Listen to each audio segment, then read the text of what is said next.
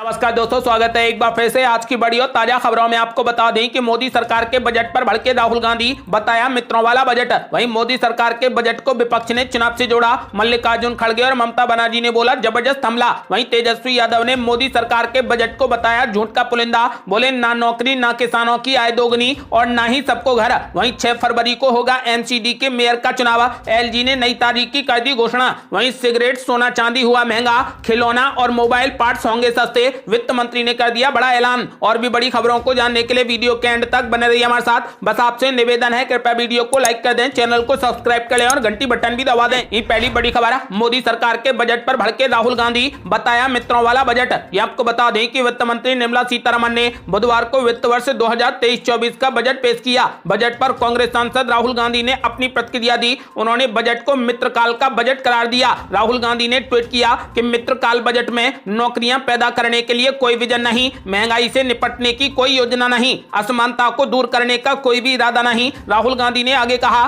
कि 1% सबसे अमीर 40% संपत्ति के मालिक हैं, 50% सबसे गरीब 64% जीएसटी का भुगतान करते हैं और 42% युवा बेरोजगार हैं। फिर भी पीएम मोदी को परवाह नहीं है। यह बजट साबित करता है कि भारत के भविष्य के निर्माता के लिए सरकार के पास कोई भी रोड मैप नहीं है। और ये बड़ी खबर, तेजस्वी यादव ने मोदी सरकार के बजट को बताया झूठ का पुलिंदा। बोले ना नौकरी और ना ही किसानों की आय हुई दोगुनी। ये आपको बता दें कि लोकसभा में बुधवार को केंद्र बजट 2023 पेश किया गया। आम बजट को लेकर बिहार के डिप्टी सीएम तेजस्वी यादव ने अपनी प्रतिक्रिया दी। तेजस्वी यादव ने केंद्र बजट को झूठ का पुलिंदा बताया। उन्होंने कहा कि बिहार को बजट से उम्मीद नहीं है, बीजेपी ने बिहार को ठगने का काम किया। पत्रकारों के साथ बातचीत के दौरान तेजस्वी यादव ने कहा कि 2014 में केंद्र की भाजपा सरकार ने कहा था कि 2022 में किसानों की आय दोगुनी करेंगे, 2022 में सबको आवास देंगे, 2022 तक 80 करोड़ लोगों को नौकरी रोजगार देंगे। अब 2023 भी आ गया, लेकिन इनकी जुमलेबाजी की आदत गई नहीं। उन्होंने कहा कि भाजपा को 100% सांसद देने वाले बिहार को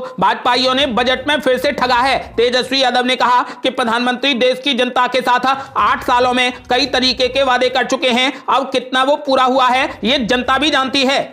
और बड़ी खबर, 6 फरवरी को होगा एमसीडी के मेयर का चुनाव। एलजी ने नई तारीख को दे दी मंजूरी। यहां आपको बता दें कि दिल्ली नगर निगम के मेयर के चुनाव की नई तारीख आ गई है। 6 फरवरी को एमसीडी के मेयर, डिप्टी मेयर और 6 स्टैंडिंग कमेटी के सदस्यों का चुनाव होगा। दिल्ली के एलजी विनय सक्सेना ने मेयर चुनाव की नई तारीख को मंजूरी दे दी है। इससे पहले दिल्ली की अरविंद केजरीवाल सरकार ने एलजी विनय सक्सेना को मेयर चुनाव की नई तारीख का प्रस्ताव भेजा था। दिल्ली सरकार ने 3, 4 या फिर 6 फरवरी को मेयर चुनाव करवाने का प्रस्ताव भेजा था। हालांकि एमसीडी ने दिल्ली सरकार को 10 फरवरी को चुनाव करवाने का प्रस्ताव भेजा था। इसके बाद अब एलजी ने एमसीडी मेयर चुनाव की तारीख 6 फरवरी तय कर दी है। और ये बड़ी खबर, सिगरेट, सोना चांदी हुआ महंगा, खिलौने और मोबाइल पार्ट्स होंगे सस्ते। वित्त मंत्री ने कर दिया ऐलान। ये आपको बता दें कि वित्त मंत्री निर्मला सीतारमण ने वित्त वर्ष 2023-24 के लिए अपना बजट पेश कर दिया। वित्त मंत्री के रूप में सीतारमण का ये लगातार 5वां बजट है। इसके साथ ही मौजूदा मोदी सरकार का आगामी 2024 आम चुनाव से पहले ये आखिरी पूर्ण बजट है। बजट से अलग अलग सेक्टरों के लिए कई घोषणाएं की गई हैं। वित्त मंत्री निर्मला सीतारमण ने अपने बजट भाषण के दौरान कहा कि कस्टम ड्यूटी, सेस और सरचार्ज में बदलाव किया गया है। खिलौनों पर लगने वाले सीमा शुल्क को घटाकर अब 13% किया गया है, यानी अब खिलौने सस्ते हो जाएंगे। इसके अलावा साइकिल को भी सस्ता किया गया है। लिथियम आयन बैटरी पर कस्टम ड्यूटी में राहत दी गई है। इलेक्ट्रॉनिक वाहनों में लगने वाली बैटरी से कस्टम ड्यूटी हटा दी गई है और मोबाइल फोन में इस्तेमाल होने वाली लिथियम बैटरी पर सीमा शुल्क हटा दिया गया है और ये बैटरियां भी सस्ती हो जाएंगी। इसका असर मोबाइल और इलेक्ट्रॉनिक व्हीकल की कीमतों पर भी पड़ेगा। बैटरी की कीमत घटने से कुछ मोबाइल फोन और इलेक्ट्रॉनिक व्हीकल सस्ते हो जाएंगे। आपको बता दें कि सरकार की ओर से टेलीविजन पैनल में आयात शुल्क 2.5% कर दिया गया है। इसके अलावा एलईडी टेलीविजन सस्ता कर दिया गया है और बायोगैस से जुड़ी चीजों के दाम भी घटा दिए गए हैं। इलेक्ट्रॉनिक चिमनी पर आयात शुल्क में कटौती की गई है। इस फैसले के बाद इनके दाम घट जाएंगे। सस्ते होने वाले सामानों में खिलौना, cycle, mobile phone, mobile camera lens, automobile, electronic vehicle, lithium battery, LED television और बायोगैस से जुड़ी कुछ चीजें सस्ती हो जाएंगी। आपको बता दें कि वहीं कुछ चीजें महंगी हो गई हैं। महंगी होने वाली चीजों में सोना, प्लेटिनियम, विदेशी चांदी, हीरे, सिगरेट, पीतल, विदेशी खिलौने, कपड़े, हीटिंग कॉइल्स और एक्सरे मशीन को महंगा कर दिया गया है। बजट पेश होने से पहले ही उम्मीद जताई जा रही थी कि केंद्र सरकार के आगामी 2024 में होने वाले लोकसभा चुनाव से पहले का ये आखिरी पूर्ण बजट लोक लुभावना होगा। एक तरफ से जहां पर टैक्स स्लैब में बदलाव के संकेत मिल रहे हैं, तो वहीं किसानों से लेकर कारोबारियों और मजदूर मजदूर वर्ग तक हर सेक्टर के लोगों को बजट में राहत मिलने की उम्मीद थी और वो दी गई है। आपको बता दें कि फिलहाल मोदी सरकार ने अपना आखिरी पूर्ण बजट पेश कर दिया है। और ये बड़ी खबर, मोदी सरकार के बजट को विपक्ष ने चुनाव से जोड़ा, बीजेपी पर बोला जबरदस्त हमला। ये आपको बता दें कि मोदी सरकार के दूसरे कार्यकाल का आखिरी पूर्ण बजट पेश कर दिया गया। वित्त मंत्री निर्मला सीतारमण ने इसे अमृतकाल का पहला बजट बताते हुए कहा कि ये पहले बजट की तस्वीर को आगे मुकम्मल करेगा और सभी तबकों को फायदा पहुंचाएगा। इस बजट को मध्यम वर्ग के लिए बड़ी राहत देने वाला बताया जा रहा है, क्योंकि कई तरीके की सौगातें इस वर्ग को इसमें दी गई हैं। मसलन अभी सालाना 5 लाख तक की आय पर लोग कोई भी इनकम टैक्स नहीं देते हैं। नई टैक्स व्यवस्था के तहत इस स्तर को 7 लाख करने का प्रस्ताव रखा गया है। बीते साल के मुकाबले पर्सनल टैक्स की 6 दरों को घटाकर उनका स्तर 5 तक कर दिया गया है। इसके अलावा राज्य सरकारों को 15 सालों के लिए बगैर इंटरेस्ट का लोन और कृषि के लिए कर्ज का दायरा बढ़ाकर 20 लाख करोड़ कर दिया गया है। इस तरीके के कई प्रस्ताव बजट में किए गए हैं, लेकिन विपक्षी राजनीतिक पार्टियों को यह बजट रास नहीं आया है। विपक्ष कह रहा है कि बजट में कुछ अच्छी बातें हैं, लेकिन फिर भी ये सवालों के घेरे में है। दरअसल बजट 2023-24 को लेकर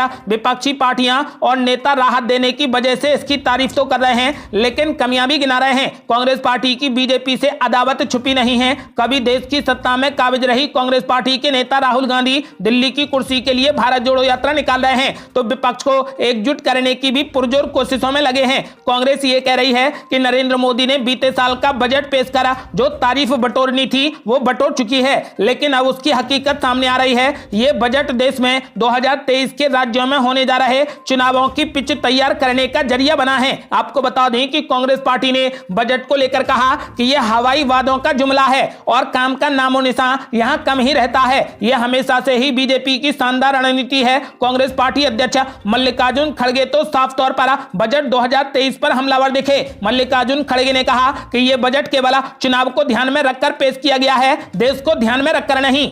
और बड़ी खबर, विपक्ष के आरोपों पर बीजेपी ने किया पलटवार, कहा चुनावी बजट वो होता है जिसमें रेवड़ियां बांटी जाती हैं। ये आपको बता दें कि नरेंद्र मोदी 2.0 सरकार का आखिरी पूर्ण बजट वित्त मंत्री निर्मला सीतारमण ने पेश कर दिया। इसके बाद विपक्ष ने बजट को लेकर कई तरीके के सवाल उठाए और इसे चुनावी बजट करार दिया। इस मामले पर वाणिज्य और उद्योग मंत्री पीयूष गोयल ने जवाब देते हुए कहा कि चुनावी बजट वो होता है जिसमें रेवड़ियां बंट रही होती हैं। ये बजट देश की जनता को सशक्त बनाने वाला है। विपक्ष के आरोपों पर केंद्रीय मंत्री पीयूष गोयल ने कहा कि इस बजट में बहुत निरंतरता है। यह बजट 140 करोड़ लोगों को सशक्त बनाता है। यह भारत को उज्जवल भविष्य के लिए तैयार कर रहा है। उन्होंने कहा कि चुनावी बजट वो होता है जहां पर रेवड़ियां बांटी जाती हैं।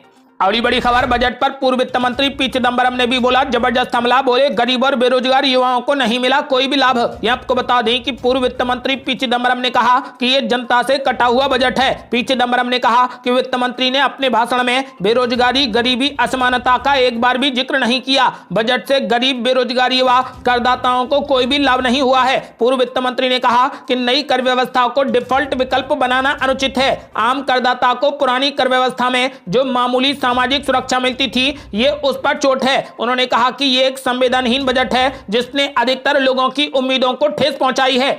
और बड़ी खबर, अमरोहा में मुस्लिम समाज ने फूंका स्वामी प्रसाद मौर्य का पुतला, कहा लिया जाए सख्त एक्शन। यह आपको बता दें कि यूपी के अमरोहा में मुस्लिम समाज के लोगों ने स्वामी प्रसाद मौर्य का पुतला फूंका। हिंदू मुस्लिम एकता का संदेश देते हुए मुस्लिम समाज ने स्वामी प्रसाद मौर्य के खिलाफ कानूनी कार्रवाई की मांग मुख्यमंत्री योगी आदित्यनाथ से की है। साथ ही मांग की है कि जल्द से जल्द स्वामी प्रसाद मौर्य को जेल भेजा जाए। रामचरितमानस पर मौर्य के दिए बयान से मुस्लिम समाज नाराज है। आपको बता दें कि पुतला दहन के दौरान बीजेपी नेता आफ्ताब आडवाणी ने कहा कि स्वामी प्रसाद मौर्य का असली नाम शैतान प्रसाद मौर्य होना चाहिए। उन्होंने रामचरितमानस को लेकर जो विवादित बयान दिया है वो बहुत ही निंदनीय और बहुत ही गलत है। हम इसकी कड़ी निंदा करते हैं। आफ्ताब आडवाणी ने आगे कहा कि आज हमारे मुस्लिम भाइयों ने स्वामी प्रसाद मौर्य का पुतला फूंका है। साथ ही संदेश दिया है कि देश में एकता है, हम अशांति का माहौल कभी भी पैदा नहीं होने देंगे।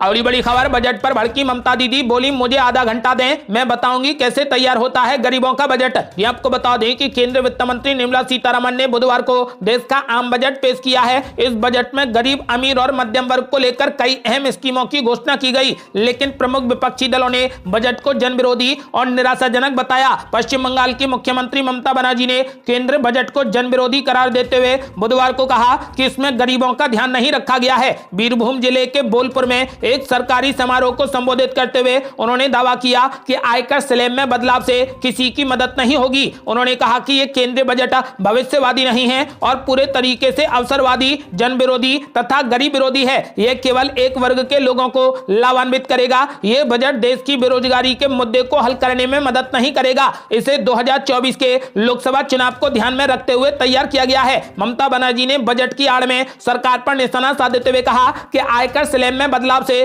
किसी की मदद नहीं होगी। इस बजट में आशा की कोई भी किरण नहीं है। यह एक खराब बजट है। मुझे आधा घंटा दें और मैं आपको दिखाऊंगी कि गरीबों के लिए बजट कैसे तैयार किया जाता है।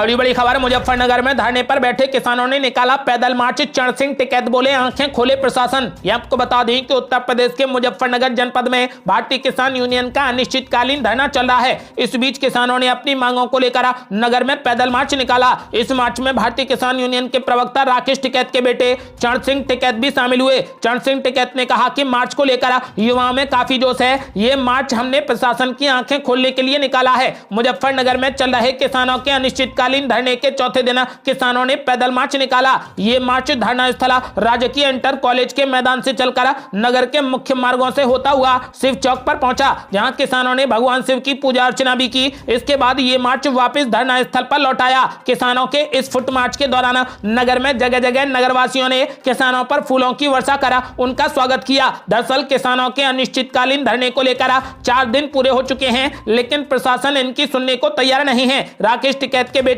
चरण सिंह टिकैत ने कहा कि युवाओं में काफी जोश है, जिसके चलते प्रशासन की आंखें खोलने और शहर में घूमने के लिए किसानों के द्वारा आज इस फुट मार्च का आयोजन किया गया है। उन्होंने कहा कि अगर मांगे नहीं मानी गई तो हमारा धरना आगे भी चलता रहेगा।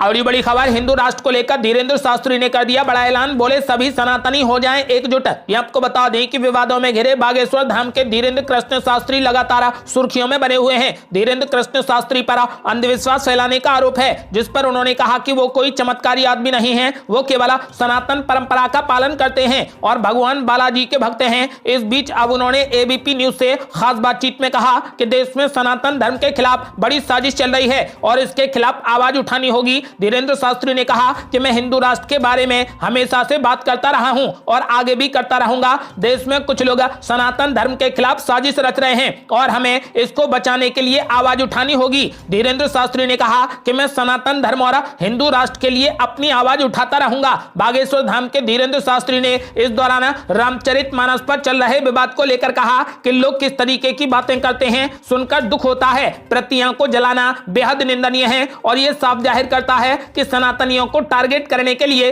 हिंदू आस्था को टारगेट करने के लिए कुछ प्लांटेड लोग काम कर रहे हैं। सनातनियों को एकजुट होने की जरूरत है और हिंदुओं को एकता बनाए रखनी होगी।